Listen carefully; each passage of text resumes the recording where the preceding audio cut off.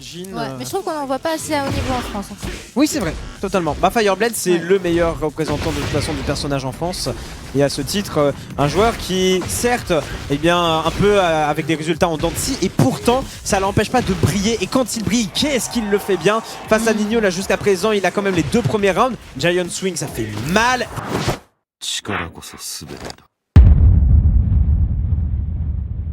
Pourquoi pas? Et le counter qui va lui...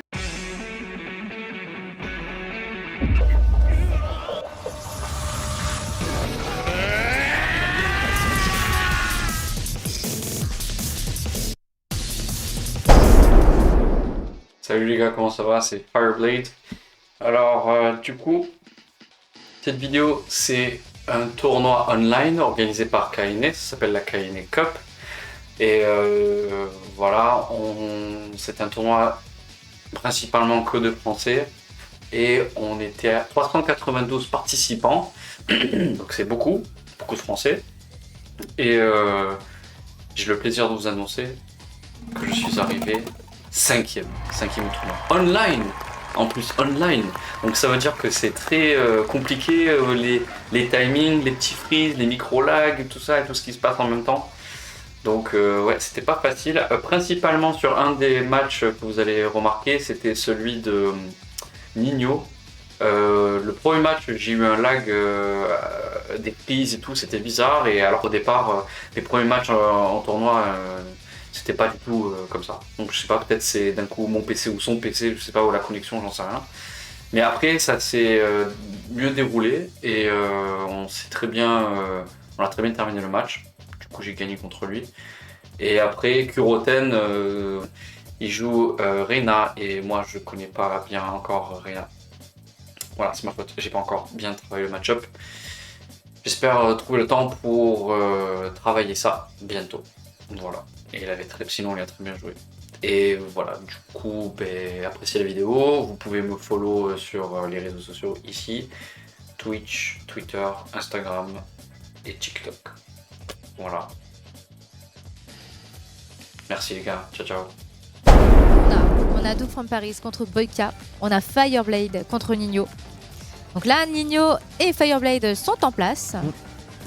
Ouais, Nino qu'on a déjà vu dans le tournoi, le genre de king de la team C carré. Oui, il a perdu contre Kuroten. Exactement, ouais. Il a réussi à remonter la loser. Tandis que de l'autre côté, un joueur qu'on n'a pas encore eu l'occasion de voir, et pourtant, je sais que c'est un joueur très impressionnant et je suis trop content qu'il arrive en top 8 parce que en fait il avait participé à l'Evo Japan sur lequel il a fait un... Ah oui, mais il m'a dit qu'il a perdu le premier match en poule à l'Evo Japan. Ouais. Et Fireblade, ouais, il a perdu le premier match. Et après, il a remonté les losers, mais il a perdu sur le dernier match de qualif pour sortir des poules. Ouais, pour le top 64. Je crois qu'il a fini 65ème, ça devait être un truc comme ça. Ouais. Ouais. Et le truc, c'est que juste après, en fait, il a fait entre grands guillemets, une pause parce que après il a continué son voyage, il s'est pas que arrêté à l'Evo Japan, il est allé en Corée, ouais, il s'est fait un kiff, il a voyagé, voilà, il est revenu. Là il est revenu et notamment quand il est revenu il y avait le patch qui était arrivé sur Tekken et juste après il y avait le Bruxelles Challenge, il n'avait pas eu le temps de doser. Et après pendant le Bruxelles Challenge il lui arrivait à peu près la même chose, il a perdu tour 1. Moi je le vois en loser, je suis en mode mais qu'est-ce que tu fais là? En fait je pense c'est un joueur qui a du mal à se mettre dans le match tout de suite. Ouais, mais dès qu'il y a l'adrénaline de la loser, là il fait toute la loser run. Ouais, et c'est pour ça que Fireblade, moi c'est un joueur que je trouve très impressionnant. Déjà il joue un personnage évidemment, quand on le voit en tournoi vous le verrez très facilement, vous le reconnaîtrez. Fireblade, il a exactement ce pantalon à chaque fois qu'il vient en tournoi avec la veste, tout, vraiment. Fireblade, il incarne le personnage à proprement parler. Et Fireblade, voilà, c'est un joueur de Jin que je trouve vraiment carré, vraiment intéressant à voir. Et à ce titre, face à Nino, je serais curieux de voir s'il arrivera à conditionner face, comme il le fait ici, à King, parce que ce round est symptomatique de ce qu'il est capable de faire, c'est paralyser son adversaire en lui disant tu ne joueras pas. C'est vrai que le jeu de Fire, déjà de voir un Jin à ce niveau-là, c'est plutôt rare encore, je trouve, en France. Ah, en France, oui. Oui, en France. Après, au niveau européen, dans les tournois qu'on a vus, par exemple Bruxelles Challenge, t'as Raef, déjà. Il est top, hein, son Jin. Il y a Raef, et puis même en Corée, il y a des gros joueurs aussi de Jin. Ouais, mais je trouve qu'on n'en voit pas assez à haut niveau en France. Oui, c'est vrai. totalement. Bah Fireblade c'est le meilleur représentant de toute façon du personnage en France. Et à ce titre, un joueur qui certes eh bien un peu avec des résultats en dents de scie et pourtant ça l'empêche pas de briller. Et quand il brille, qu'est-ce qu'il le fait bien face à Nino là jusqu'à présent. Il a quand même les 2 premiers rounds. Giant Swing ça fait mal. Relevé Fantasy pourquoi pas. Et le counter qui va lui donner l'avantage et la win sur cette première manche. 1-0, c'était expéditif. Exactement, c'est ce que je me dis. C'est que le niveau général français est très élevé. Après, on a malheureusement pas assez de joueurs qui voyagent. On n'a pas assez de structures qui peut envoyer de joueurs à l'étranger pour voir comment on se mesure face au monde. Mais ça va venir. C'est que le début de Tekken 8 et j'ai confiance. Allez, c'est reparti du coup. Et Nino qui a décidé de prendre sous counter pick. Vous le savez, si c'est pas King, c'est Reina face au Jhin de Fireblade. Et pour l'instant, en tout cas, ça a l'air d'être plutôt efficace là-dessus parce qu'il est quand même à 2 doigts de pouvoir prendre ce round. Il faut quand même pas faire d'erreur parce que là, tu vois, encore en vie. Il a toujours l'occasion de revenir. Il a toujours le hit, toujours la rage. Il a la rage. Voilà, le FF2 qui rentre. Mais là, on n'a plus les moments qui saccadaient comme le match de tout à l'heure. Donc je pense que voilà, le reboot PC a dû aider. Donc tant mieux. Parce que là, on méritait de voir ce match-là entre les deux. Parce que là, c'est explosif. Hein, rien à voir avec le match juste avant. Là, on est dans du Tekken 8. On est totalement du Tekken 8. Sabour au corps à corps. Alors on y va, on est très agressif des 2 côtés. On perd pas de temps. Ouais. Encore, ça va faire du bien. Activation du hit, non même pas, il va le garder. Il va le conserver, pourquoi pas. Ça peut se faire, mais il faut être très solide sur sa finition. Parfait, allez, voilà. V4. Il aurait pu chercher encore plus le wall carry ou bien activation de hit pour s'optimiser une situation de relevé. On aurait pu aller là-dessus. Il a fait le combo simple, route simple. Au moins ça a été bon pour lui. C'est ça qui lui a donné quand même son 2e round, donc on va pas lui enlever sa victoire potentielle parce que là c'est peut-être une égalisation qui va pouvoir se prendre à la suite de quoi. Attention quand même cela dit parce que pour l'instant Fireblade qui a réussi à faire un excellent jeu de poke dans le neutral. Le burst pour Fireblade lui aussi, sachant qu'on a bientôt plus le hit, ça y est. Il n'y a plus le hit, l'avantage. Et c'est à ce moment-là que Nino il sait qu'il a moyen de mettre un launcher, c'est super intéressant. On se dirait que c'est du bourrage, non, là c'était bien placé. Hit dash, il reprend ça avec un sweep, premier sweep. Et après la variation, malheureusement c'est dans la garde, il reste le 0 de vital des 2 côtés. Et encore la feinte de ce lot, très bien vu. 2-1, il y a encore 2 balles, enfin 2 rounds à avoir pour prendre la victoire 2-0 et ne pas aller. Très bon pari et pari en plus il a avec fait belle le pari punition. sur le point, mais magnifique de la part de Fire. Le pari unique qui est très intéressant et qui surtout en fonction du coup que tu paries, tu as un avantage en frame qui peut être plus ou moins intéressant. Et donc des fois tu peux avoir même des punitions launcher si tu veux. J'ai pas vu beaucoup de Jhin qui utilisaient les paris et vraiment il y a un gros potentiel avec Jhin là-dessus. C'est très dur à exploiter vraiment. C'est rare les Jhin qui arrivent vraiment à le placer. En tout cas, hit dash et finition parfaite. Les dégâts. Ah oui, partout. Pouh. Formidable. Je suis bien contente qu'on puisse voir ce match finalement. SO Prodaku en tout cas pour toutes les petites infos de Paris parce qu'on a revu ça récemment.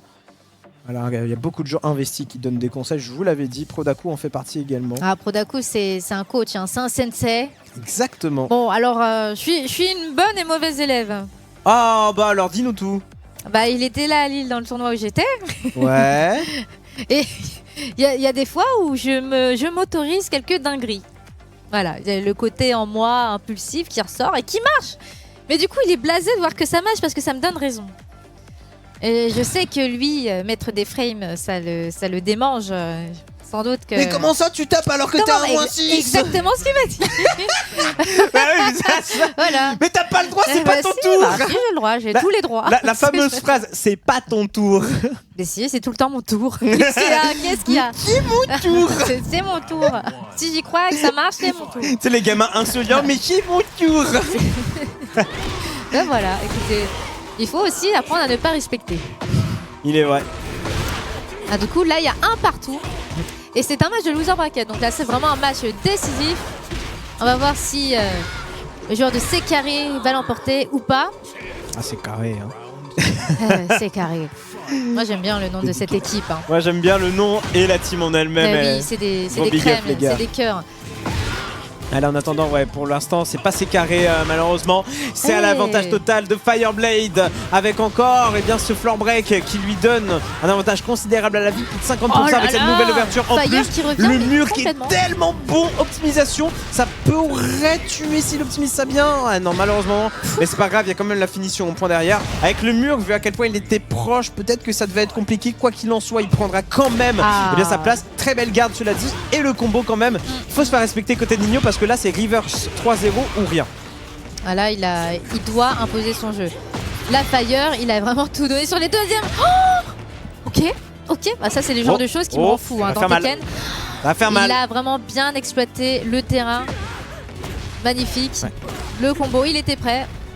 Et attention parce que là on est sur une très grande disposition de stage. Les murs risquent d'être très compliqués. Vous les voyez, c'est les chaînes en rouge, mais il n'y aura même pas besoin de ça. Il n'y aura même pas besoin, ne serait-ce que de voir le visage de Jun en arrière-plan. C'est une victoire directe.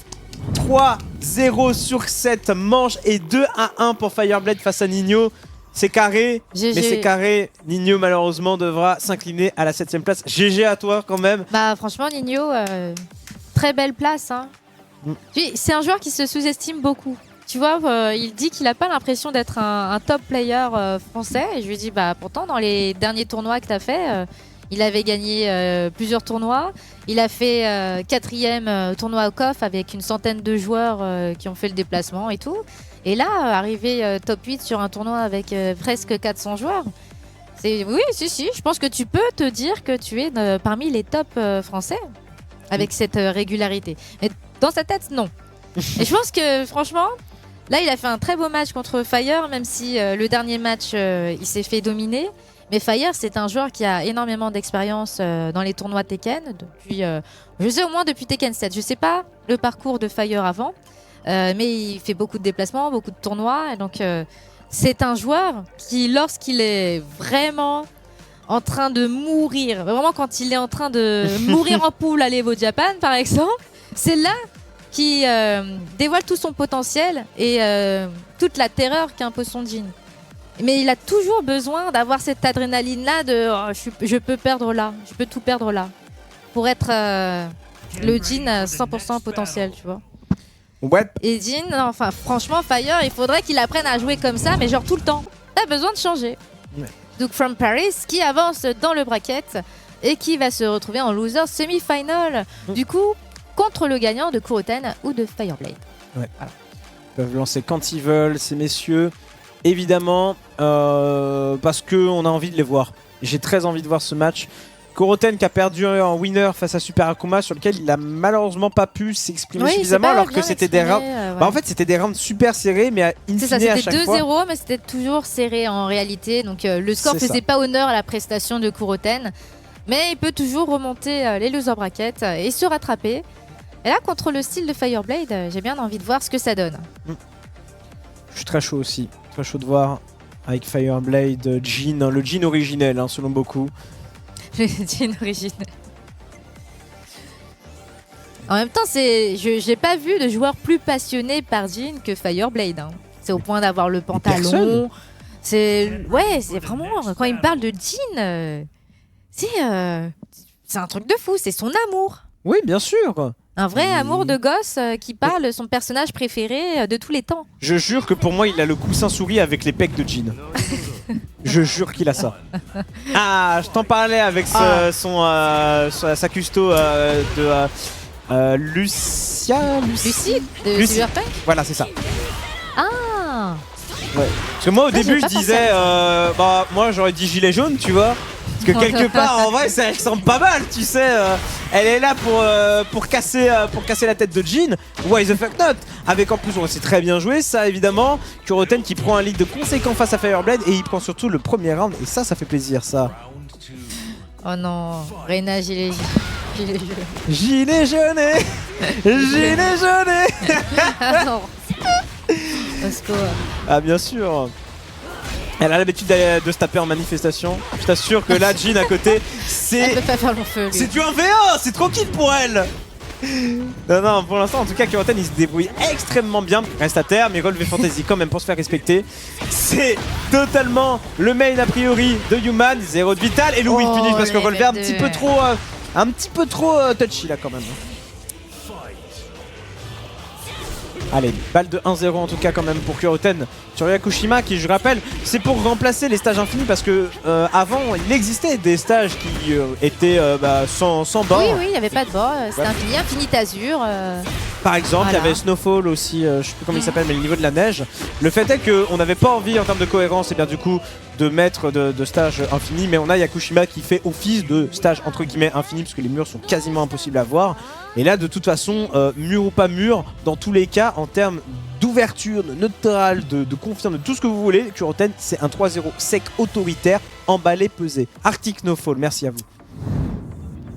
Eh ben, Kuroten en tout cas est vraiment chaud.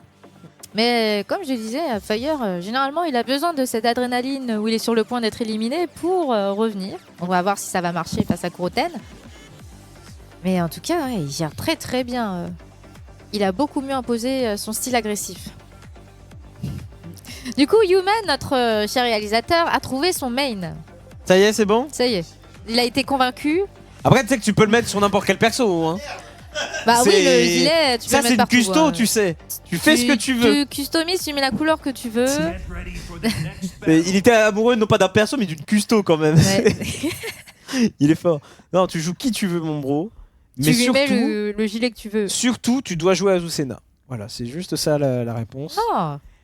Necesitas más café. J'ai même pas pu compter moi d'ailleurs. Et pour notre plaisir, il rejoue Gilet Jaune pour notre plus grand bien. Et on est de retour sur Ortiz Farm. Et ça, encore une fois, ça peut faire plaisir rapidement. Non mais c'est vraiment le stage qu'on a le plus vu avec le stage de fin du monde. C'est un truc de fou. Le aléatoire chez Bandai Namco, c'est toujours à la traîne. Hein. Puis sous le Calibur 6, je vois toujours les mêmes stages aléatoires. Ouais, bah ouais. Finalement, la même RNG. Mais c'est pas grave, c'est le meilleur stage du monde. Celui-là et Elegant Palace, c'est mes deux préférés, clairement. Ah, on est d'accord. Ouais, la gratte, elle est bonne là. Mais ça suffit pas. Ça suffit pas. Fire, t'as oublié que tu jouais à Tekken 8. N'active plus le hit là. En tout cas, ouais, 1-0 en termes de round. Et encore une fois, très belle ouverture de la part de Kuroten. To the wall. Non, au pied du mur, là, malheureusement, il pourra pas faire plus, mais c'est pas grave. Il garde pour l'avantage positionnel. Le step était bon, mais ouais, il y a toujours le launch. C'était pas très rentabilisé. Il y a toujours ce kick quand même à chaque fois qu'il est dans la tourmente, l'ami Kuroten, dans ce genre de situation. Il s'en sort bien. Et la balle de match qu'il va pouvoir prendre en plus de tout ça, ça va tellement vite. Autant on a eu des matchs très serrés précédemment, autant là, on est en train de faire des speedruns comme t'as jamais vu. Oh là, mais Kuroten il gère tellement, franchement je suis admirative de sa Irena. J'aimerais jouer Reina comme ça un jour. Ah, c'est oh, ça reste au sol, ça sacrifice hit, ok, très bien. Oh regarde, s'être relevé, ok. Ouais, non, il aurait peut-être pu faire une meilleure punition, c'est pas grave, au moins c'est puni, c'est déjà ça. Avec quelques électriques d'un côté ou de l'autre, qui est le meilleur Mishima, qui a le meilleur pouvoir, malédiction, va là-bas. Avec évidemment activation burst et le whip punish au reject. Oh, il était sympa celui-là, très sympa. Ça tuera pas, cela dit, il faudra quand même moyenner encore un peu. Ah ouais, avec un hit smash qui peut arriver. Oula. Oh, il a whiffé là, il en a pas profité. Non, pas comme ça. Je t'ai dit quoi? Quand t'es dans la tourmente, tu t'appelles Kuroten, tu fais quoi? Optique. Optique, mais ça marche à chaque fois. Et je crois qu'il n'y en a pas un seul qui a loupé dans ce tournoi. DreamHack Dallas, on a vu que ça. King of Field 95 en France, on a vu que ça. Le hop kick, c'est la solution à tous vos problèmes. À tout, ouais. Tu whiff, hop kick, dans le doute. Voilà. Dans le doute, ça passe. LRG au pollen, hop kick. Voilà. Oh nous, ça marche pas vraiment. Votre femme vous a quitté? Hop kick. Hop kick. Hop kick dans sa bouche. Hop kick, c'est tout. Hop kick contre le punching ball. C'est dingue à quel point ça marche. En plus, t'as une animation, t'as un zoom dessus, donc tu le prends encore plus mal. Ah, quand tu te prends ça dans la gueule, tu t'as l'impact, t'as l'animation qui zoome, il y a tout. Ne faites pas de hop kick dans la vie si jamais vous n'allez pas bien. Jouez à Tekken par contre et faites des hop kicks sur Tekken. Ça c'est bien. Ouais, mais si tu vas pas bien dans ta vie que tu joues à Tekken, ça va encore moins bien. Si, il faut aller en événement offline pour ça. Voilà, il faut aller en événement physique parce que la communauté est juste adorable, mais en ligne, t'as envie de tout tuer.